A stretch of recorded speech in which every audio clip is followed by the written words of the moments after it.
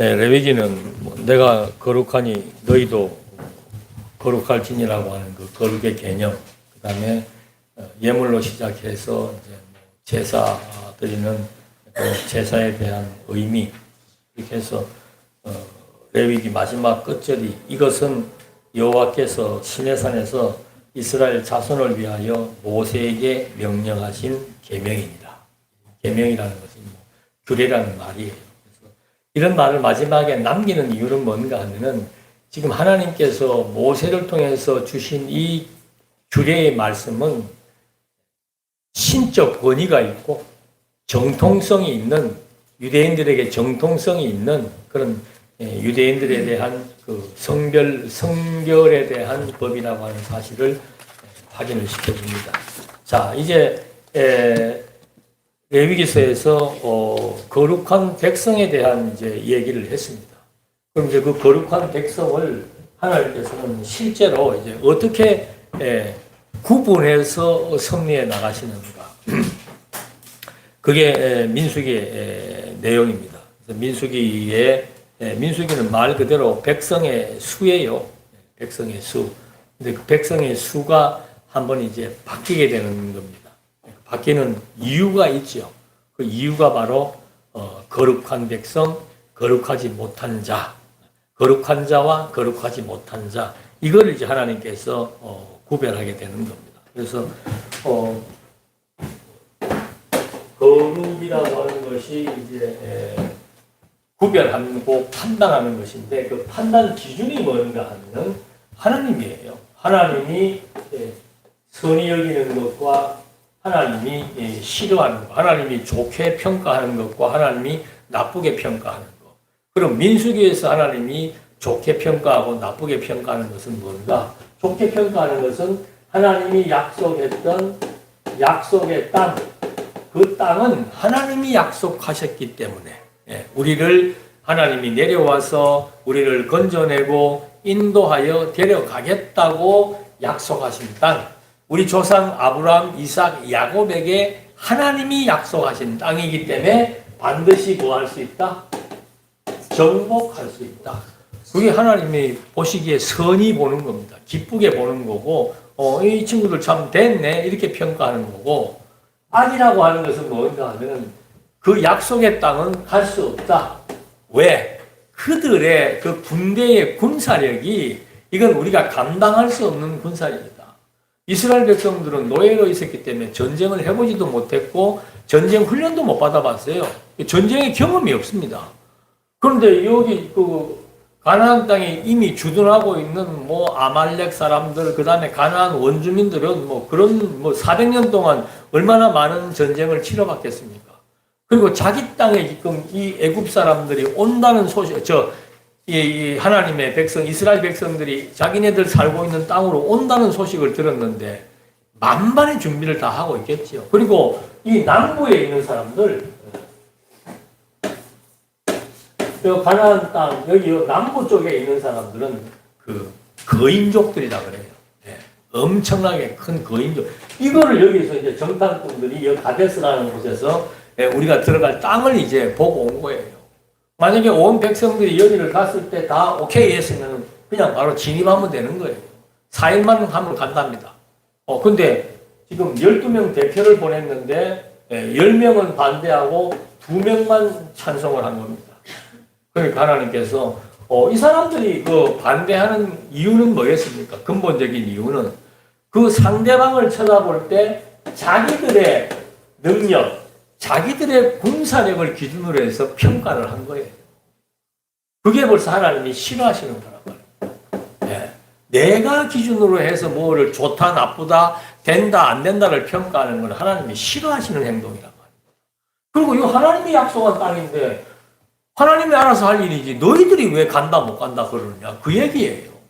그래서 하나님께서 이제 이 사건으로 말미암아 이스라엘 민족에게는 이제 큰 변화가 생기게 되는 겁니다. 그래서 제일 먼저는 여기에서 대열을 정비합니다. 여기 출발하기 전에 여기에서 이제 대열을 정비하죠. 그 대열을 정비할 때 그 대열의 중심에 성막이 있고 성막 위에 하나님의 구름, 하나님이 내려오신 정표인 구름이 있어서 구름이 움직이는 대로 이제 나가게 되는데 이런 여기에서 이제 제하는 것이 이제 군대 편성을 하면서 군인들 숫자를 세는 거예요.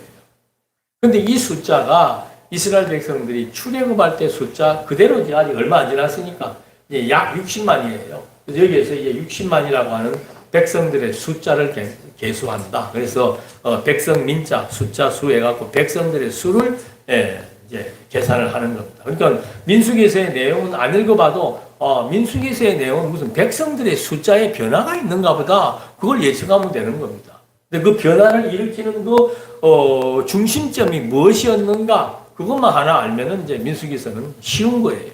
그래서 그렇게 12명에서 70명이 이제 60만 정도로 되어가지고 이제 광야 생활을 시작을 하게 되는데 여기에서도 이제 여호와의 명령을 따라 이게 민수기 9장 23절의 내용입니다. 여호와께서 구름이 명령이라는 것은 구름을 통해서 하는 겁니다. 구름이 안 가면은 거기서 진을 치는 거예요. 구름이 움직이면은 이제 같이 움직이면 돼요. 그러니까 구름이 움직이지 않는 기간이 1년이 되었든 5년이 되었든 움직일 수가 없습니다. 왜 그런가? 광야라고 하는 것은 태양이 내리쬐면은 그 일사병 걸려서 죽어요. 그러니까 구름 밖으로 나갈 수가 없는 거예요. 그래서 구름이 움직이는 대로 백성들이 따라갈 수밖에 없는 그런 이제 구조에 의해서 하나님이 인도를 해 나가는 거죠. 그 말은 이제 광야 생활을 하면서 하늘에 구름 보면은 여호와가 임재했다, 내려와 계신다는 생각을 할 수 있기 때문에 이제 그런 방식으로 하나님께서 백성들을 인도한다. 그래서 인도해서 도착한 곳이 이제 뭐 중간에 몇 군데를 고칩니다만은 이제 중요하게 나왔던 지리적인 장소 그게 가데스라 그랬습니다. 가데스. 요 브엘세바하고는 한 4일 거리 정도 되는 곳에 위치한 곳에서 파견을 시킨 겁니다. 12명을 파견을 시켰는데 부정적인 얘기를 하고 긍정적인 얘기를 하는 게 여호수아와 갈렙. 이 두 사람 외에는 못 간다고 한 거예요. 자, 이 두 사람 외에 또 우리가 포함되는 사람이 누가 있습니까? 국민들 말고 지도자들. 모세, 아론, 또 누구 여자?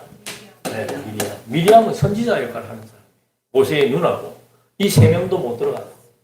이유는 이제 나중에 밝혀보도록 하고 이렇게 해서 이제 하나님께서 선언을 하는 겁니다.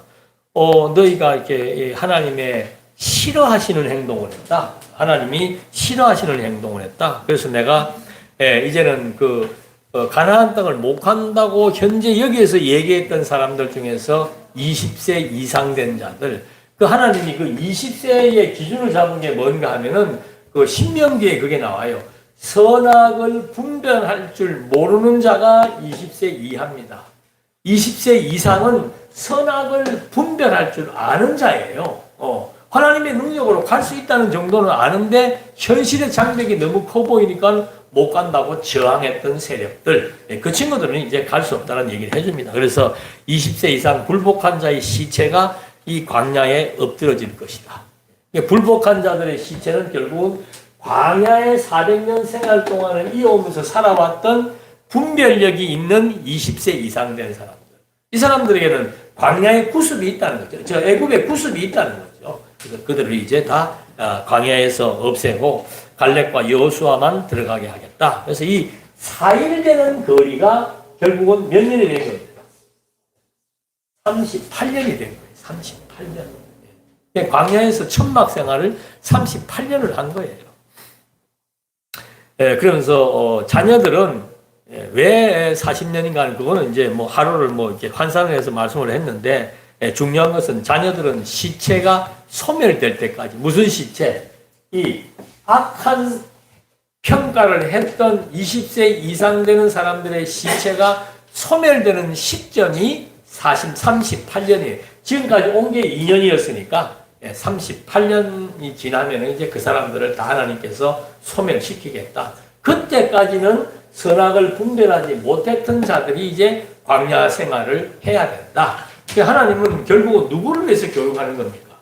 이 남아있는 세대들이에요. 신세대. 이 세대에게 하나님이 싫어하는 것을 하게 되면 어떻게 되는지를 확실하게 38년의 광야 생활을 통해서 교육을 이제 시켜나가는 겁니다. 그래서, 이게 이제 38년 동안 이들이 이렇게 될 것을 딱 얘기를 해놨는데, 바로 그 다음 장에 나오는 이 명령을 약속을 했는데, 그 다음 장에 고라당이 반역을 일으킵니다. 그 이유는 바로 뭔가? 똑같아요. 니네들 이래서 38년 동안 이제 시체가 광야에서 다 쓰러질 것이라고 얘기를 했는데, 그거는 하나님의 언약을 무시한 거, 인간의 자기 좋음에 좋고 싫음에 대한 표현이었단 말입니다. 그런데 레위 지파 고라당이 반역을 일으킨 거예요. 아니, 모세와 아론이나 우리나 다 같은 레위 지파인데 너희들만 맨날 그래 지도자로 서가지고 앞에 서서 그러냐? 우리도 좀 하자라고 반역을 일으킨 거예요. 근데 그거는 뭔가 하면 그런 말은 할 수는 있죠. 근데 이 시대는 뭔가 하면 하나님이 모세를 직접 부른 거예요. 이 일을 맡기시려고 모세를 직접 불렀고, 모세가 입이 비면서 말할 말주변이 없다 그러니까 그 다음에는 모세의 형 아론을 하나님이 또 직접 부른 거예요. 그래서 하나님이 이런 체계에 의해서 이스라엘 백성들을 인도하겠다고 백성들 앞에 다 선언을 해놨단 말입니다. 그런데 그 고라당이 뭐 너희만 하냐? 우리만 하는 게 아니고 하나님이 우리에게 이렇게 하도록 하나님께서 하셨다는 것을 잊어버린 거죠. 그래서 하나님이 그 고라당이 반역을 할 때 250명을 그 자리에서 즉사를 시켜버립니다. 그 말의 의미는 뭔가? 하나님 반역하면 죽는다 그것도 있지만 이 앞에서 했던 내용을 각인시켜주는 거예요. 하나님이 싫어하는 것 그거 하면은 너희들 다 죽는다 얘기해줬는데 또 부분적으로 고라당의 반역을 통해서 봐라 너희 눈으로 봐라. 아직은 이 시체가 38년이 안 지났으니까 아직은 아무도 안 죽었죠. 근데 고라당의 반역을 통해서 먼저 250명이 죽는 사건을 통해서 이것은 반드시 실현된다는 것을 백성들에게 각인시켜 주는 거죠. 그리고 38년을 돈 거예요. 38년을 돌아가지고 다시 어디로 오는가 하면은 38년 만에 가데스로 다시 오는 거예요. 참 묘하죠. 예? 38년 가데스에서 시작해가지고 이제 20세 이상 되는 사람들은 다 죽인다고 약속을 했는데 38년 뒤에 다시 가데스로 집결한 겁니다. 그러면 이제 상식적으로 죽을 사람들은 거의 다 죽었어요. 그걸 백성들에게 확인시키면서 이 가데스에서 누가 죽는가? 이제 1차적으로 미리암이 여기에서 죽는다는 걸 다 소개해 주는 거예요. 미리암은 모세에게 저항한 자예요. 예? 모세가 뭐 다른 여자를 취했다고 해서 그걸 미리암이 나타나서 얘기한 거예요. 지금은 그런 얘기 할 수 있죠. 내 오라비가 뭐 좀 안 되는 행동을 하면 아니 뭐라면 되느냐고 하고 얘기할 수 있지만 이때는 그런 게 아니에요. 모세는 하나님이 세운 하나님의 중보자예요. 중보자. 예.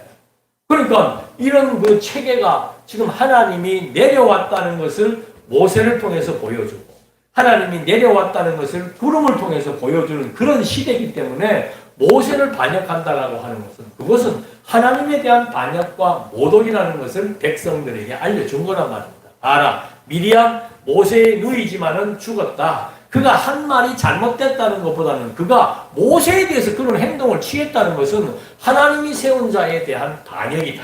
하나님에 대한 반역이다. 참고로 오늘날 모세는 목사가 아니에요. 예. 목사나 집사나 권사는 다 수평적 관계 속에서 하나님의 일을 하는 은사를 받아서 하나님의 일을 하는 거고 이 시대는 중보체제입니다. 중보체제. 하나님이 나를 통해서 여러분들을 다스리라고 그렇게 한 적은 없어요. 예, 저는 그냥 말씀을 가르치는 은사를 실현하는 것이지. 그럼 이 중보체제는 어떤 의미가 있는가? 하나님은 반드시 다윗 왕을 통해서 나라를 통치하는 중보체제. 모세를 통해서 백성들을 이끌어 나가는 중보체제. 이거는 장차 중보자로 오실 그리스도에 의해서 다스림을 받게 될 것에 대한 하나의 모형입니다. 그래서 지금 이때 모세에 대해서 거역한 미리암, 고라단 이제 해서 여기에서 이제 죽고 그 다음에 바로 이 옆에 호르산이라고 있습니다. 바로 옆에 거기에 가서 이제 또 아론이 죽습니다. 아론은 왜 죽고요? 아론이 죽는 이유. 모세가 못 가는 이유가 뭐였습니까? 우리가 생각할 때는 별거 아닌 것 같잖아요. 뭐 반석에다가 말로 해가지고 물나게 해라는 거나 뭐 백성들이 하도 말을 안 들으니까 모세가 성질이 나가지고 봐라 이놈들 하면서 그걸 친 거예요. 그게 다른 데 사건에서는 크게 부각이 안 될 수도 있지만 이 민수기서에서는 하나님께서 그 부분을 예민하게 판단하시는 이유가 뭔가? 지금 거룩한 백성과 그렇지 않은 것에 대한 태도를 지금 하나님은 백성들에게 교육하고 있는 거예요. 모세라 할지라도 내가 바위를 향해서 말로 하라 그랬지. 그걸 왜 네가 강팍스럽게 지팡이로 쳐가지고 백성들 다 보는 앞에서 마치 자기가 지팡이로 쳐가지고 물을 낸 것처럼 하나님의 거룩함을 네가 훼손시키느냐? 그 얘기가 나중에 나오는 거예요. 거기에 누가 같이 있었던 겁니까? 아론이 같이 있은 거예요. 그리고 아론은 이미 백성들이 시내산에서 모세가 위에 있을 때 40일 동안 안 내려오니까 그냥 백성들이 금송아지 만들어가지고 춤추고 할 때 누가 선봉장이었어요. 모지라는 짓 하면 안 된다니까. 주책 부리면 안 되는 거예요. 하나님께서 당신의 언약, 하나님의 당신 계시의 원리예요. 내가 존재한다는 것을 백성들에게 보여주는 원리가 당신의 언약은 절대 불변이다. 그리고 반드시 이루어진다. 그러므로 나는 존재한다. 그러므로 나는 약속을 반드시 지키는 여호와다. 그걸 지금 설명하기 위해서 하나님의 계시로 주어지는 방식들인데 거기에 대해서 그 계시의 원리를 우습게 알고 하려면 하십시오 하면서 자기 마음대로 한다면은 그건 용서할 수가 없죠. 하나님 존재 근간을 흔드는 행동이었다 이 말입니다. 그래서 호르산에서 이제 아론이 죽게 되고 여기에서 이제 다시 한 번 더 백성들을 계수하는 거예요. 1차 계수 가데스에서 죽인다고 했고 38년 전에 와서 그 옆 동네에서 이제 다시 한 번 더 백성들을 계수하니까는 숫자가 들어맞게 되는 거죠. 그래서 저런 이제 1차, 2차에 통해서 이제 하나님께서 저렇게 섭리를 하게 되는 겁니다. 그리고 이제 여기에서 지금 위치가 여기예요. 여기 모압 땅 여기에서 이제 백성들이 이제 모이게 되는 겁니다. 38년이 지나면서 이렇게 돌아와서 여기로 오는데 또 무슨 사건이 있는가 하면은 하나님이 에돔 땅은 너희들을 통과하게 안 해주더라도 에돔 사람들은 치지 마라. 너희 같은 에서의 족속이다. 그 다음에 그러나 모압 땅은 쳐도 된다. 이걸 하나님이 허락하심으로써 땅을 우리가 정복하고 안 하고는 누구의 뜻이다. 하나님의 뜻대로 되는 것이다. 또 이제 땅에 대한 교육을 직접적으로 시키는 거예요. 그래서 에돔 땅은 그냥 지나치게 만들고 모압 땅은 이제 정복할 수 있도록 그렇게 하나님께서 섭리를 해 나가는데 이제 여기에서 모압 여기에서 이제 또 모압 여자들과 음행하는 사건이 벌어집니다. 우리가 참고로 알 것은 구약 시대의 음행이라고 하는 것은 물론 뭐 남녀 여성 간의 음행도 음행이라 하지만 가장 근본적인 것은 뭔가 하면은 전부 우상 숭배하는 겁니다. 그러니까 그 모압 사람들이 섬기는 신전 쪽에 있는 여성들과 음행을 한다는 것은 결국은 우상 숭배에 노출되는 것과 똑같은 거예요. 가나안 땅 들어가서도 원주민들 남겨두고 나중에 바알신을 섬기고 어떻게 하는 게 그게 전부 다 우상과 연결되기 때문에 하나님께서 또 그 사람들을 처벌을 해서 우상 숭배한 사람들 24,000명을 이제 24,000명을 죽이고 난 다음에 숫자를 계산하는 게 나오죠. 그러니까 그 24,000명의 사건을 둔 이유는 뭔가 하면은 이제 가데스에서 출발했던 명수와 다시 계수하는 명수를 맞추기 위해서 한 2만 몇천 명이 남았던 모양이죠. 그 사건을 통해서 이제 깨끗하게 정리를 하면서 우상 숭배하면 안 된다. 땅은 내가 정복하게 된다. 이제 지금부터 부각되는 사상은 뭔가? 하나님의 율법의 근본 정신, 하나님만 신이다. 이걸 여기서 이 두 가지 다 교육을 시키는 거예요. 그래서 이제 백성들로 하여금 동편 땅을 이제 먼저 정복하게 하는 거죠. 맛보기를 보여주는 겁니다. 이 땅을 정복해야 되는데 이제 하나하나 단계를 밟는 겁니다. 참 하나님의 섭리는 힘이래요. 뭐가 하루아침에 금방 싹 되고 뭐가 확 이런 거 없습니다. 하나하나 철저하게 과정을 밟아서 체득하게 한 다음에 그 다음에 또 맞는 일을 시키고 하나님이 그렇게 섭리를 해 나가듯이 이제 이 땅을 정복해야 되는데 아직도 확신이 부족하겠죠. 그래서 조그만 것들을 경험하게 하시면서 여기에서는 이제 정복을 모압 땅을 정복하게 해서 여기에서 이 땅을 정복한다는 것에 대한 전제를 가지고 근데 하나님은 이 땅을 이미 정복했다고 얘기합니다. 내가 이미 너희들에게 주었다라고 가지도 않았는데 주었다라고 얘기하는 겁니다. 그래서 우리가 이 성경에 보면 하나님은 처음과 나중이요. 시작과 끝이다. 이것이 하나님에게는 일반이다. 하나님은 다 알고 있다. 그게 무슨 말입니까? 우리에게는 시작과 끝이 뭐 수천만 년, 수억만 년도 될 수 있지만 하나님에게는 이것이 한순간에 불과한 거예요. 그리고 이게 왜 하나님이 처음과 나중이요 시작과 끝이 되는가?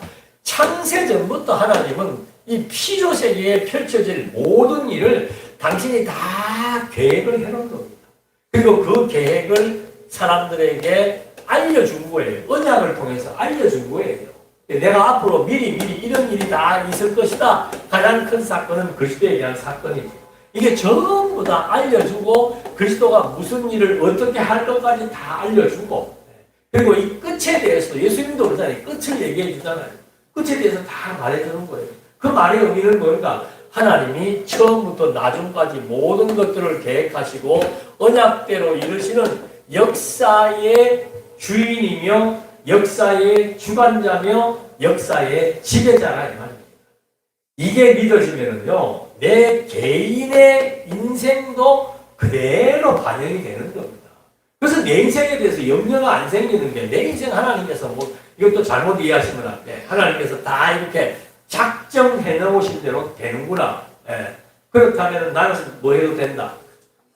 가만히 있자, 기다리자, 뭐 일도 하기 싫은 데는 있자. 하나님 알아서 해주겠지. 까마귀를 통해서 갖다 주든지 뭘 안 갖다 줘요. 놀자가 아니고 우리는 준비된 게 뭔지 모르잖아요. 그러니까 오늘 주어진 환경에 최선을 다하는 거. 바울도 그러잖아요. 그냥 달려갔다고 그러잖아요. 그 환경이 뭐 매를 맞는 환경이든 빼앗기는 환경이든 무시당하는 환경이든 상관없습니다. 그냥 달려가는 거예요. 그 환경을 쉽게 말 요즘 말하면 즐기는 거예요. 고통의 환경이면 고통의 환경에 최선을 다하는 그것이 하나님이 나를 향하신 지금 준비의 과정이다 이 말입니다. 아무것도 안 하고 놀고 있는 그걸 갖다 하나님께서 뭐 준비하신다. 물론 이제 준비 과정 속에서도 무엇인가 끊임없이 생각하고 치열하게 무엇인가를 이렇게 하나하나 해나가는 그런 과정이 하나님 앞에서는 중요한 거다. 하나님이 과정 없이 해나가는 게 어디가 있습니까? 400년 전에 다 이런 일 하겠다고 얘기해주고 하나하나 순차적으로 해서 아니 하나님이 이스라엘 백성 해방시키려면 그거 뭐 바로에게 이래버리면 직사해버려요. 그거 풀어내면 되는 거예요. 근데 뭐 재앙도 한두 가지도 안 하고 막 우리 여러분들 다 못 외우잖아. 10가지가 나도 다 못 외워요. 책 봐야 알지. 그걸 10개씩 그렇게 하고 막 이유가 바로 뭔가? 과정이에요. 과정. 철저한 과정. 그래서 그런 과정들을 통해서 하나님이 섭리하실 수 있는 것은 당신이 계획하고 당신이 언약하고 그 언약을 이룰 수 있는 능력을 갖춘 스스로 존재하는 자이기 때문에 그래서 하나님을 의지하고 산다는 것은 하나님을 통해서 주어지는 미래, 하나님을 통해서 주어지는 확신 이런 것들이 현실을 이겨나가게 하는 거죠. 그래서 이 땅에서도 미리 가기도 전부터 이 땅을 다 12지파에 다 분배를 해놓는 겁니다. 어떻게 분배해요? 싸움 안 하겠어요? 땅 싸움 지금도 하고 있는데 제비를 뽑은데 희한하게 숫자가 많은 데는 많은 땅, 적은 데는 적은 땅. 또 한 가지 기적은 뭔가 미리 제비를 딱 뽑아서 당첨이 되어 있는데 들어가서 보니까 그대로 그 땅을 차지하게 돼요. 백성들이 하나님을 불신할래야 불신할 수 없도록 하나님이 섭리해 나가는 겁니다. 그래서 이 민수기서에서 이렇게 제비를 뽑아서 분배를 해서 결국은 지파들 경계를 하나님이 다 지어주면서 이 땅의 경계선을 옮기지 말라고 얘기하잖아요. 그 이유는 뭡니까? 땅의 경계선을 옮기지 말라는 거. 땅을 팔지도 말고 주인이 누구니까? 하나님입니다. 그러니까 하나님이 모르는 사람들은 지금의 가자 팔레스타인과 이스라엘 사람들의 전쟁을 보면서 사실은 역사적으로 보면 땅 주인이 누구예요? 팔레스타인 사람이 맞아요. 참 우리도 거기서 말하기가 뭐한 거예요. 하나님 모르는 사람들한테. 땅 주인은 하나님이다 하면 정신 차리라 그러지. 근데 사실은 땅 주인이 누구예요? 왜 하나님입니까? 창조하신 분이 하나님이니까. 아니 내 것 가지고 내가 내 맘대로 만들어서 이 땅을 내 맘대로 여기에 줄 것이고 이미 살려되고 쫓아내서 준들 아니 내 것 가지고 내 맘대로 하는데 피조물이 토기장이에게 왜 당신을 이렇게 합니까? 라고 말할 수 있냐고 바울이 얘기하고 있잖아요. 하나님을 믿는다는 것은 어떻게 보면 그런 면에서 특권이에요. 특권. 근데 나는 사실 유대인 되고 싶지 않아. 이 보세요. 아브라함에게 약속하면서부터 시작해서 400년 종살이. 예? 이 민족이 세워져 가지고 가나안 땅을 정복하고 나서 300년 동안 사사시대에 계속 예수 하나님 의지했다가 또 두드려 맞고 돌아서고 울면서 또 와서 의지했다가 또 그게 300년 동안 반복되는 거예요. 그리고 다윗 왕, 솔로몬 왕 80년 안정감을 찾다가 솔로몬 말미에 성전을 짓겠다고 하나님 앞에 막 감사하고 성전을 지어놓고도 그냥 막 1000번 제사를 드리고 난리를 치던 솔로몬이 불과 얼마 가지 않아서 이방 여자들 이렇게 이쁜 사람들 데리고 오니까 그때는 신들의 세계라고 그랬잖아요. 이방 여자들 품속에는 다 우상이 있는 거예요. 와가지고 뭐 이쁜 짓 하는 그 아내가 네 이거 좀 여기 넣읍시다. 그럼 놔라 그래. 동네 주변에 처음에 놓기 시작하고 나중에는 어디까지? 성전 안에까지. 이쁜 짓 하는 우상은 더 안에까지, 성전 안에까지 놓게 해서 결국은 하나님이 솔로몬은 봐주지만 그 다음 세대에는 이 나라를 다 흩어버리겠다. 그래서 남북이 분열되는 거예요. 남북이 분열되어 가지고 300여 년 넘게 계속 남쪽 북쪽은 무슨 생활한 겁니까? 오직 우상숭배. 여호와 없어요. 오직 우상숭배를 400년 동안 하는 거예요. 그래서 이놈의 새끼들 안 되겠다. 722년도에 북쪽을 망하게 해버리고 남쪽은 하나님의 왕조를 계승시켜야 되는 족속이니까 유다 지파만 남쪽에 남겨두고 유다 지파는 아주 북쪽에 갔던 이스라엘은 흔적조차 없어져 버렸어요. 그리고 그 민족까지 다 혼혈족이 돼버린 거예요. 지금으로 말하면 다문화가 돼버린 거예요. 하나님의 역사는 다문화가 아니에요. 뭐 지금 다문화를 반대하는 게 아니고 하나님께서 선택한 혈통이 계승되는 게 중요한 겁니다. 언제까지? 그리스도가 오실 때까지는. 예수님이 아브라함과 다윗의 혈통으로 보내겠다고 하나님이 약속했기 때문에 예수님이 오실 때까지는 혈통 보존은 굉장히 중요한 과제예요. 그래서 벗어난 이스라엘은 유다 지파의 혈통이 아니니까 하나님께서 나라를 망하게 했지만 남쪽 유다는 70년 동안 포로 생활을 하게 해서 다시 회복시켜 나가는 거예요. 그리고 근대사에서 보십시오. 유대인들이 주변 나라부터 미움받아가지고 600만 명이 2차 대전 독일에 학살을 당했잖아요. 그 얼마나 민족의 아픔이 큽니까?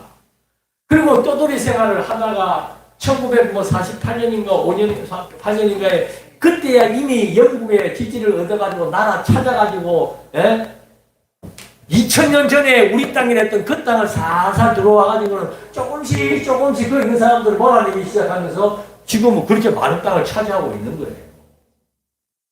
역사적으로 보면 주변 나라에서 다 밉상이죠. 근데 경제력이 막강하니까 세계를 지배할 만큼의 두뇌가 있으니까 그렇게 지금 버티는 게 하나님의 뜻이라 이 말입니다. 나중에 되면 그 이스라엘 민족들이 예수님 오고 나서도 이스라엘 민족들은 예수를 죽이는 데 앞장섰기 때문에 이들은 하나님으로부터 버림을 또 받는 거예요. 언제까지? 이방인 구원의 때가 찰 때까지. 지금도 나도 통교육 가봤어. 통교육 혀가 안 들어가. 통곡의 가보니까 우리나라 저 오순절 교회에 있는 사람들하고 똑같더만. 난 머리 부딪힐까봐 겁나더만. 벽에다 대고 막. 뭔 소린가 들어보이고 난 뭔 소리인지는 모르죠. 히브리 말로 하니까. 하는 건 막 진짜 애절한 거죠. 왜? 그 바로 눈에 뭐가 보이는데? 예루살렘 성전이 보이는데 그것이 이슬람의 성전으로 둔갑을 해버린 거 아닙니까? 볼 때마다 피가 거꾸로 솟는 거죠. 이 성전이 솔로몬 때문에 지어져 가지고 예수님 때까지 왔던 성전이 결국은 70년에 무너졌다가 결국은 다시 세워져 가지고는 이슬람들이 그 성전을 차지하고 있으니까 저거는 우리의 성전입니다. 우리의 성전. 멸망에 가정한 것이 바로 이 예루살렘 하나님의 성전에 서 있다는 것을 눈으로 보게 됩니다. 유대인들은 아픔의 고난의 역사고 아픔의 역사예요. 우리나라처럼 적당하게 한 100년 전에 들어와가지고 확 불붙었다가 이제 뭐 다른 나라로 가든지 가겠어요? 지금 상황으로 보면은 적당히 그렇게 해서 넘어가는 게 낫지. 어이구 유대인 되면 힘들어. 그래서 그 민수기가 이제 저런 과정 속에서 하나님께서 광야에서 태어난 새로운 세대, 또 선악을 분별하지 못했던 20세 이하의 세대들에게 하나님이 어떠한 분이신고, 하나님이 싫어하시는 것이 무엇인고, 이거를 정확히 보여주면서 이제 신명기로 넘어가게 되는 거죠. 그래서 결국 요 땅, 동편 땅 여기에 하면서 여기에 느보산이라고 있습니다. 느보산, 모압 땅 그 요단강 인접한에 느보산이라고 있어요. 거기에서 이제 모세가 또 백성들을 딱 새로운 세대들을 다 모아놓고 이제 하나하나 역사 해석부터 해나가는 거예요. 그 역사 해석의 의미는 바로 뭔가 다른 역사 없습니다. 인접한 역사예요. 가장 충격적인 사건, 가데스 바네아에서 우리의 조상들 중에서 하나님이 싫어하시는 악평을 한 자들이 어떻게 되었는지를 우리가 알자. 그래서 여기에서 그 말이 나옵니다. 신명기 1장 39절에 보면은 선악을 분별하지 못하던 너희의 자녀들도 그리로 들어갈 것이다. 어디로? 가나안 땅으로. 그러니까 너희의 아이들과 당시에 선악을 분별하지 못하던 자들은 이제 눈에 보이는 요 땅을 들어가게 될 것이다라고 1장에서 모세가 시작을 하면서 역사의 해석을 해주게 되는 겁니다. 그 역사 해석의 핵심은 뭔가? 민수기 14장 34절에 있죠. 내가 싫어하면 어떻게 되는지를 알리라. 가인, 하나님이 싫어하는 제물을 드린 겁니다. 어떻게 됐죠? 그의 후손들, 살인자의 후손이 되기 시작합니다. 이스라엘 백성, 노아 시대에 자기들이 마음대로 혈통을 섞어버리는 하나님이 싫어하는 일을 행했던 그 세대의 인종들은 전부 다 하나님 앞에 심판을 당하게 된 겁니다. 하나님의 백성들을 괴롭혔던 하나님이 싫어하는 애굽의 세력은 완전히 초토화 만들어버립니다. 그래서 이스라엘 백성들에게 내가 싫어하는 것과 좋아하는 것, 이것은 바로 거룩의 분기점이다. 하나님이 기뻐하는 것을 추구하는 것은 거룩한 생활이지만 하나님이 싫어하는 행동을 하는 것은 바로 악행이다. 그 악행에 대해서 나는 용서하지 않겠다. 왜? 내가 거룩하고 너희도 거룩하기 때문에 너희와 나는 내가 기쁘게 여기시는 선을 함께 추구해 나가는 거룩한 백성이기 때문이다. 자, 이렇게 해서 세대 교체를 했던 중요한 사건에서 내가 싫어하면 어떻게 되는지를 알리라. 하나님의 언약을 무시하고 하나님의 경고를 우습게 듣는 그런 결과로서는 그런 일이 일어난다고 해주는 거죠. 그러면서 이 백성들을 이제 거느리고 가서 네가 볼 땅을 그들이 기업으로 얻게 하리라. 여기 이제 모세에게 하나님께서 한 말이, 모세가 여호수아를 불러서 하는 말입니다. 너 이제 나는 거기 못 간다. 모세는 알죠. 내가 거기 못 가는 이유를 이미 다 밝혀주었습니다. 모세에게는. 그래서 이제 여호수아를 여기에 세워서 여호수아로 하여금 이제 네가 보고 있는 이 땅은 이미 확정된 땅이다. 하나님께서 우리에게 주시기로 확정된 땅이다라고 하면서 민수기에 나타났던 역사 해석을 이제 시내산에서부터 민수기까지의 내용들을 설명한 것이고, 출애굽기는 애굽에서부터 시내산에서 도착하기까지의 역사의 여정이고, 민수기는 시내산에서부터 38년을 돌아왔던 여정이라면은 이제 신명기에서 모세가 역사를 해석해 주는 거는 시내산에서부터 이제 38년의 광야 생활의 핵심을 집어서 설명을 해 주는 겁니다. 자, 그러면서 이제 다시 한 번 더 율법에 대한 교훈을 하는 거예요. 지금 해주는 율법의 교훈은 뭔가 하면은 이 새로운 세대들이 가나안 땅을 정복해서 살아갈 때 이제 제사장 나라의 백성으로서 지켜야 될 헌법, 그 율법의 핵심을 설명해 주는 겁니다. 재밌는 것은 5장 3절에 보니까 이 율법은 조상들과 세우신 것이 아니요 오늘 여기 살아있는 우리 곧 우리와 세우신 것이다. 조상들, 이 율법은 아브라함과 이삭, 야곱에게 세운 게 아닙니다. 야곱에게 세운 것은 나라를 주겠다는 것을 야곱에게 세웠고 이스라엘 백성들로 모세에 데리고 와서 세웠던 율법은 바로 여기 서 있는 오늘 여기 살아있는 우리 곧 우리와 세우신 것이다. 이미 죽은 사람들은 필요 없으니까 우리가 앞으로 이 율법을 가지고 가나안 땅을 들어가야 된다라고 하는 말을 이제 모세가 해주는 겁니다. 그래서 율법의 핵심 딱 한 가지 기억하라고 그랬죠. 나 외에는 다른 신들을 내게 두지 말지입니다. 그래서 그 어떤 사람들은 뭐 십계명을 반은 하나님과의 관계, 반은 인간들과의 관계 그렇게 구분을 하는데 그렇게 물론 볼 수도 있습니다. 그런데 이 계명이라고 하는 출발이 중요한 거예요. 율법을 주시기 전에 먼저 20장 2절 출애굽기 20장 2절에서 율법을 주신 목적을 밝혀주고 있습니다. 그 목적이 바로 뭘까? 내가 너희를 애굽 땅에서 종되었던 너희를 해방시킨 하나님 여호와다. 그것을 알게 하기 위해 주었다고 얘기하는 겁니다. 이거를 반드시 기억해라. 그러니까 이스라엘 백성들이 출애굽을 모르는 백성들은 아무도 없습니다. 대대손손 이것을 말해주고 있습니다. 말할 때마다 하나님께서 그러면 왜 아버지 왜 우리를 여기 우리 민족 여기서 해방시켰어? 그걸 우리 조상인 아브라함과 이삭과 야곱에게 이런 과정을 통해서 해방시켜 주겠다고 약속을 했고 우리에게 이스라엘 나라를 주시겠다고 약속했기 때문이다. 그래서 하나님이 여호와로 지금도 살아계심은 우리의 삶을 통해서도 확정될 수 있다라고 얘기해 주는 겁니다. 그 다음에 나오는 것이 첫 번째 계명이 뭔가 하면은 바로 나 외에 다른 신 섬기지 마라. 짧게 줄이면은 나만 무엇이기 때문에 신이기 때문에. 그러면 출애굽을 하게 하신 여호와 하나님만이 신이라고 하는 연결되는 겁니다. 출애굽하게 하신 여호와 하나님만이 신인 줄 안다면은 우상을 만들거나 섬길 필요가 있습니까? 없는 거예요. 하라고 해도 안 해요. 하나님이 여호와인 줄 알면은 출애굽하게 하신 여호와인 줄 알면은 우상 만들어 섬겨 그래도 안 섬겨요. 그런데 하나님 여호와에 대한 확신과 확정이 부족하니까 그래도 혹시 요거 내 마음대로 좀 하면은 뭐가 잘 되지 않을까 하는 마음이 탐심이다 이 말입니다. 그런 탐심을 하나님은 광야에서 어떻게 한 거예요? 제거시켜버린 거예요. 그래서 사도 바울은 이 부분을 나는 날마다 나를 복종시킨다. 내 마음속에 있는 탐심을 이 진리의 말씀을 통해서 확정된 하나님의 살아계심을 자꾸 각인시켜서 그렇지. 여기도 나와요. 우상 숭배하면 안 되고 그 다음에 뭡니까?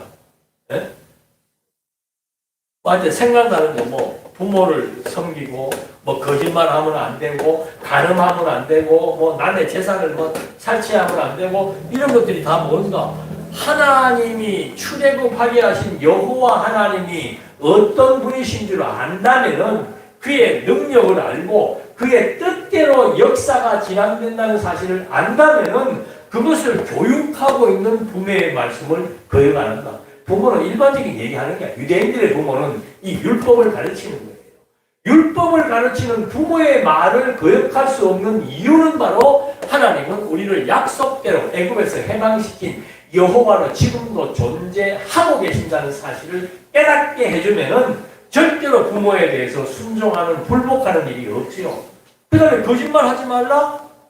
우리는 거짓말 일상적으로 하잖아요. 근데 그것이 유대인들에게 왜 중요한 의미가 되는가? 하나님은 진리의 신이고 진실의 하나님이에요. 당신의 약속을 반드시 지키는 거짓말을 하지 않는 약속을 해놓고 거짓말해서 그 약속을 지키지 않는 그런 신이 아니라는 사실을 알면은 굳이 내가 하나님 앞에서 거짓말한다고 내 뜻대로 내가 속이고자 하는 그것이 실현되는가 안 된다는 걸 아는 거예요. 도덕적으로 거짓말하면 안 되는데 이게 아니에요.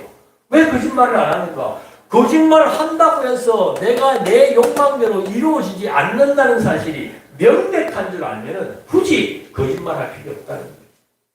그래서 뭐 여기 뭐 남의 아내를 탐하지 마라. 그것도 일반적인 개념에서의 그런 얘기가 아니에요. 하나님이 각각 아내를 누가 주신 거예요? 하나님이 주신 아내도 분복이에요. 남편도 분복이고. 하나님이 주신 분복에 대해서 다른 외부 사람이 남편을 탐하거나 아내를 탐한다면 이게 결국은 누구를 무시하는 겁니까? 하나님이 선택해서 하나님이 내려둔 하나님의 사역에 대해서 외부 사람들이 지금 거기에 개입해서 하나님을 만홀히 여기는, 우습게 여기는 그런 결과가 나오는 거죠. 이제 생각나네. 하나님의 이름을 망령되이 걸지 말라.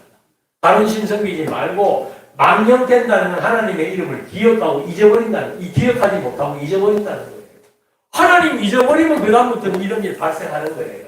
하나님 기억하면 이런 일 하지 않는다 말입니다. 굳이 도둑질할 필요도 없는 거. 남을 속일 필요도 없는 거.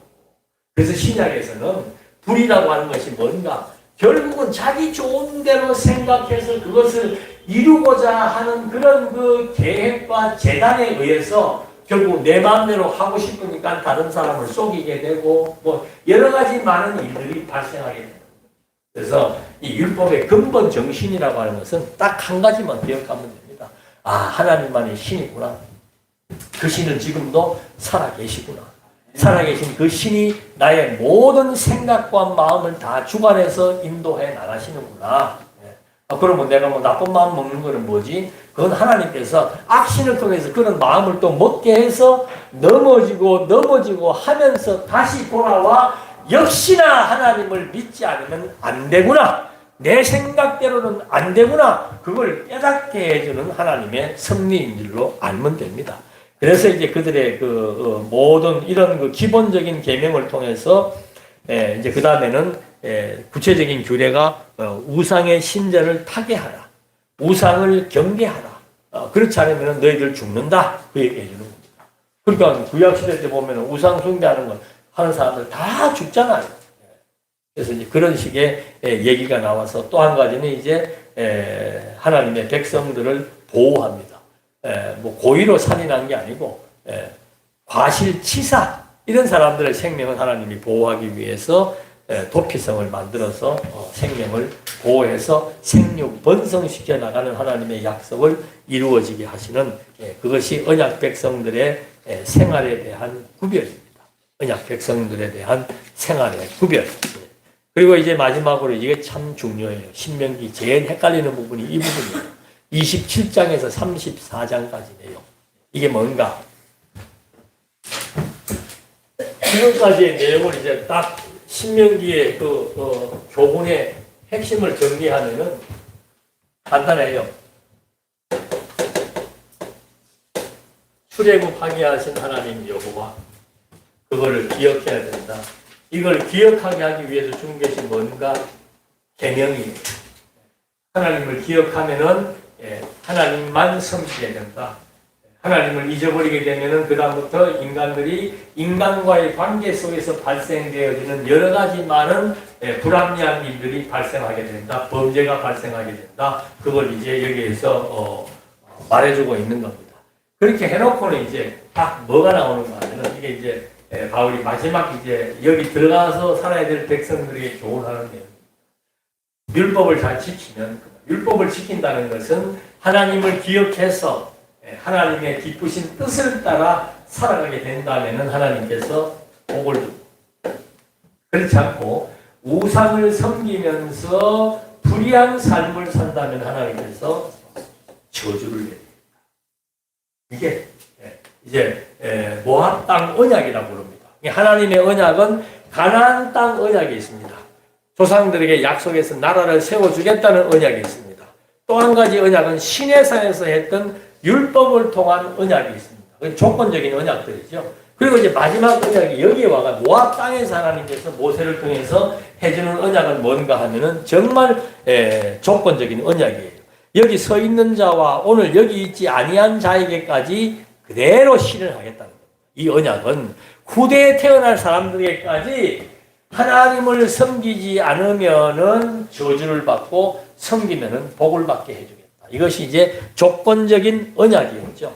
근데 그것으로 끝나는 게 아니고 하나님께서 이제 이 백성들을 결국은 여기에 이제 그런 말이 나와요. 31장 16절에 보면은 이 백성은 음란히 그 땅의 이방 신들을 따르며 나를 버리고 언약을 어길 것이다.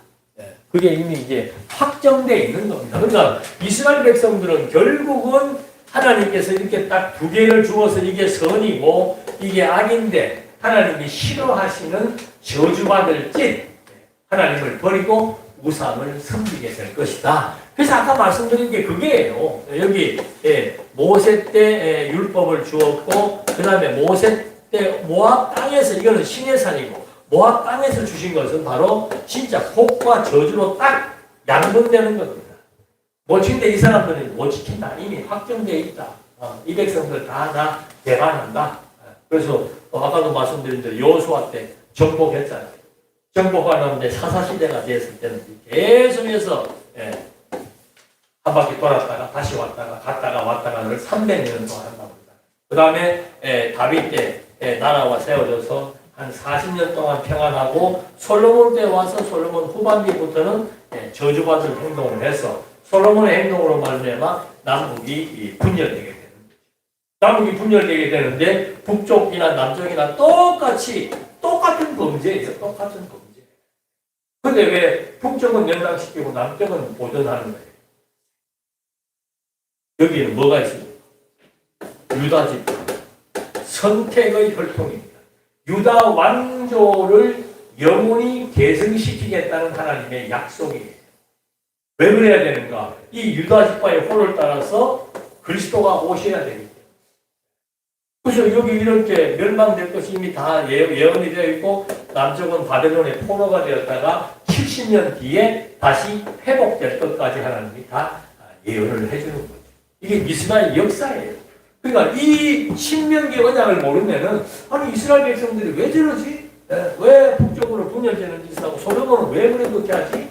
하면서 이 사람들이 또 왜 여기에서 그렇게 끊임없이 하나님을 배반하고 우상을 숭배할까? 이미 하나님은 모압 땅 언약에서 이 민족이 그렇게 될 것을 다 선언을 해준 거죠. 그래도 이 민족을 아주 없애지 못하는 이유는 아브라함과 이삭과 야곱에게 약속하신 조건 없이 약속하신 그 나라 언약을 하나님이 유지하기 위해서, 그걸 그대로 계승하기 위해서 아주 북쪽은 없앴지만 남쪽은 아주 없애지 아니하고 도로 생활만 시켰다가 회복을 시켜나가는. 그 회복도 재밌어요. 여러분 회복하는 내용이 에스라, 느헤미야, 에스더예요. 에스라에 나오는 내용이 뭡니까? 성전 재건하는 거예요. 나는 이게 굉장히 궁금해서 옛날에 왜 성전부터 재건할까? 그 백성들부터 먼저 돌아와가지고 막 이런 경제부터 살려야 될 거 아니에요? 경제부터 먹고 사는 게 제일 중요해요. 근데 하나님은 노예에서 해방된 사람들 불러가지고 또 바로 일시키는 거예요. 성전을. 그러면 조금 하다 보니까 또 옆에서는 막 시샘을 해갖고 못하게 하니까 20년이 중단됩니다. 그때 이제 학계하고 스가라가 나타나서 지어라, 지어라, 성전 지어라 막 소리를 치는 거예요. 왜 성전부터 짓는 거예요? 무슨 나라? 제사. 하나님이 세운 나라는 제사장 나라이기 때문에 성전을 통해서 제사가 회복되지 않으면 그게 나라가 아닌 거예요. 어떤 사람들은 나라가 회복되지 않았다 그래. 예? 이 바벨론의 포로로 갔다가 돌아왔지만은 계속해서 나라는 온전하게 회복되지 않았다. 그런 의미를 몰라서 그래요. 아브라함에게 말했던 그 나라는 제사장 나라예요. 제사장 나라를 회복시키기 위해서 제일 먼저 해야 될 것이 성전이라 말입니다. 그 다음에 백성들로 하여금 이제, 그래서 여기 에스라서에 보면은 이제 제사장도 나오고, 유다 지파의 스룹바벨도 나오고, 다 나와요. 그래서 그 제사장이 있어서 제사를 드려야 되고, 그 다음에 율법자인 에스라도 등장하고, 이때 다 모이게 되는 겁니다. 그래서 제사장 나라의 회복은 나라의 회복이에요. 그리고 그 애굽의 페르시아 왕은 그 총리로 세운 거예요. 누구를? 스룹바벨을. 근데 하나님은 그 총리를 총리라고 얘기합니다. 뭐라고 얘기합니까? 밖에서 2장 마지막에 나와요. 스룹바벨은 내가 이 왕의 반지를 준 사람이다. 이 말. 하나님이 왕의 반지를 스룹바벨에게 줬다는 거예요. 그러니까 스룹바벨은 총리가 아니고 뭐라는 겁니까? 왕이라는 거예요. 스룹바벨이 유다지파예요, 유다지파. 그리고 회복될 때는 확실하게 백성도 에루살렘으로 다 돌아옵니다. 그리고 느헤미야 때 성곽도 다 수축을 하고, 제일 먼저 성전 재건하고, 그 다음에 성전 중심에 있는 성벽들을 다 재건하고, 마지막에 백성들을 다 돌아오게 해서 이스라엘의 역사서가 끝이 나게 되는 거예요. 그 이후에 이제 말라기, 예수님 오시기 400년 전이 말라기인데, 말라기 때 제일 먼저 부패하는 게 또 뭡니까? 제사예요, 제사. 이런 공로할 노릇이 있나? 70년 동안 얼마나 하나님을 섬기고 싶었겠습니까? 그래갖고 만들어 놓으니까 처음에 막 울고 불고 막 기뻐 춤을 추고 온 민족이 난리가 난 거예요. 이 성전이 재건되었다. 제사장 나라가 회복되었다. 그렇게 하다가 불과 100여 년 지나고 나서는 이제 다시 재물도 제사장들이 다 옆으로 다른 데다가 옮겨놓고 이지를 고 쓸모없는 거 제사 드리고 하나님이 그걸 모릅니까? 하나님은 우리끼리 살짝 얘기해도 다 알아들으시더라니까. 마음만 먹어도 다 깨뚫어 보셔요. 그런데 그래 하나님 앞에 설득한다고 좋은 1년 된 양 통통한 것들은 제껴버리고 저거 먹으려고 안 좋은 거만 어디 이지러지고 안 좋은 거 제물로 드리는데 하나님이 그걸 받겠습니까? 야 이놈들아 내 11조 떼먹기 그게 그런 얘기예요. 연보하는 거 안 하는 게 11조 떼먹는 게 아니고 그래서 그래갖고 이제 400년 동안 하나님 아예 그냥 공백기간을 둬버리잖아. 그래서 이때부터 다시 또 힘든 세월이 지나가는 거예요. 페르시아 다음에 헬라가 등장하고 헬라 다음에 로마가 등장해서 유대인들은 계속해서 핍박을 받는 그런 속국 생활을 합니다. 그래서 이제 서기, 새로운 영도가 시작되는 그 시점에 하나님의 아들 그리스도가 오셔가지고 하나님의 나라를 똑같아요. 아브라함의 약속했던 것처럼 하나님의 나라를 세웁니다. 어떻게 세우는데? 내가 온전한 제사를 이루겠다. 영원한 제사를 실현하겠다. 그래서 당신이 십자가의 저주를 받아. 여기 나오는 이거예요. 복과 저주. 신명기에서 말했던 그 저주를 예수님이 받으셔서 십자가의 저주받아 죽으시고 그 복을 예수님이 그대로 실질적인 복을 실현해서 마음이 가난한 자는 뭐가 있나니? 복이 있나니. 하나님의 나라가 너희 것이다 이 말입니다. 그 예수님이 복의 근원으로 오셔가지고 그 시대에는 막 예수님이 강림하기만을 오시기만을 기다렸던 마음이 가난한 자 그들에게 예수님이 다가와서 내가 왔노라 내가 내려왔노라 해서 그리스도를 통해서 천국 백성으로 변화시켜 나가는 복의 실현을 그리스도가 하시는 거예요. 그래서 복의 근원 강림하사 하고 찬송을 부르는 거예요. 이 복이 그대로 이제는 다시 오실 때까지 그 복의 실현 과정이 성령을 통해서 지속적으로 이루어지게 되는 거죠. 개인적으로는, 우주적으로는 예수님의 강림 때이지만 개인적으로는 이 죽음을 의미하는 겁니다. 육신적인 죽음을 맞이할 때. 그래서 이 피조세계의 인생은 누구나가 다 고난이에요. 고난, 힘들고 어려운 고비들이에요. 그래서 사도 바울도 뭐 바울이면 좀 변변하게 바울로는 사도 노릇하면 좋잖아요. 누가 봐도 사도답지 않게 생겼고, 누가 봐도 무슨 사도, 하나님을 믿는 사도가 그리스도인이라면서 새로 탄생한 그리스도교가 저렇게 그리스도교를 전파하는 그리스도의 종의 삶이 저거밖에 안 돼? 손가락질 받을 수밖에 없는 그런 여건 가운데 몰았지만 바울은 눈동자 하나 흔들지 않았다 그러잖아요. 나는 당당하게 살았다. 싸울 것 싸우고 살았고 달릴 것 달리고 살았고 지킬 것 지키며 살았다. 그러면서 뭐라고 얘기합니까? 이제 후로는 내가 하나님 앞에 가면은 나를 위해서 예비하신 의의 면류관, 생명의 면류관이 예비되었노라. 이것은 나에게뿐만 아니고 하나님의 백성들, 이 땅에 살아가는 하나님의 백성들의 고난과 고통을 겪고 살아왔던 하나님의 백성들 모두에게 주어지는 하나님의 상급입니다. 그래서 요한계시록에서 개인 죽은 자들이 돌아올 때 하나님이 기다리고 있다고 그러잖아요. 천군 천사와 함께 하나님이 기다리다가 한 생명이 마치고 하나님에게 올 때 단 한 번 얻습니다. 수고했다, 내 사랑하는 아들아.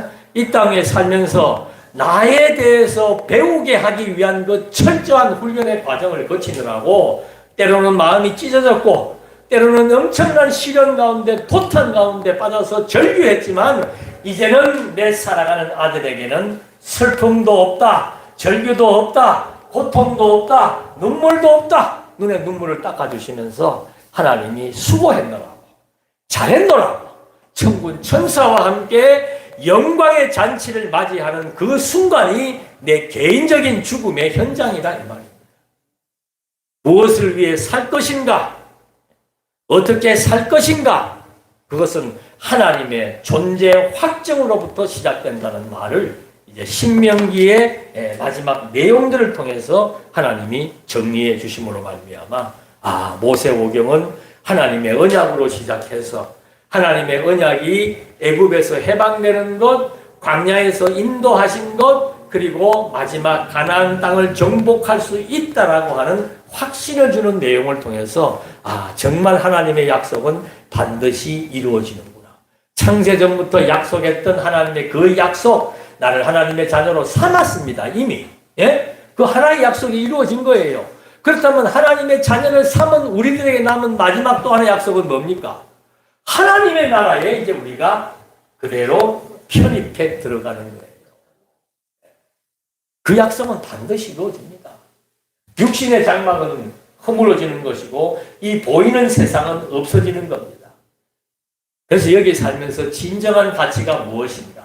하나님의 자녀로서 하나님의 나라를 소망하며 산다는 것, 하나님과 더불어 우리가 그렇게 몇십 년 동안 믿어왔고 갈망해왔고 간절해왔던 그 신을 실제로 이제 대면하면서 하나님 앞에서 찬송과 기쁨의 행복을 누리게 되는 그것이 우리에게 주어진 마지막 약속이라고 하는 사실을 함께 마음에 담으시면서 현실의 어려움 하나님이 함께 합니다. 나만 어려움이 아니고 하나님의 권속들 누구에게나 주시는 고난과 신뢰의 과정을 믿음의 담력을 가지고 넉넉히 견디며 이기며 바랄 수 있는 하나님의 은혜가 우리 모두에게 그리고 희망교회 위에 끊임없이 주어지기를 예수님의 이름으로 바라보지 않겠습니다. 아멘. 기도하시겠습니다. 은혜와 사랑이 풍성하신 하나님 아버지, 우리는 하나님의 말씀을 통해서 보이지 않는 하나님을 알게 되었고 믿게 되었습니다. 보이지 않는 하나님이기 때문에 때로는 우리의 생각 속에서 멀어지기도 하고 하나님을 부정하고 싶은 마음도 들고 세상을 향해서 뛰쳐나가고 싶을 때도 있었지만 하나님의 말씀이 우리의 생각과 마음을 붙드셨고 우리의 일거수일투족을 하나님이 지배해서 하나님의 사랑의 품속으로 돌아오게 하신 은총이 오늘을 살아가는 우리에게 힘이 되고 나의 삶의 방향이 설정되는 것인 것을 또 한 번 확인해 보았습니다.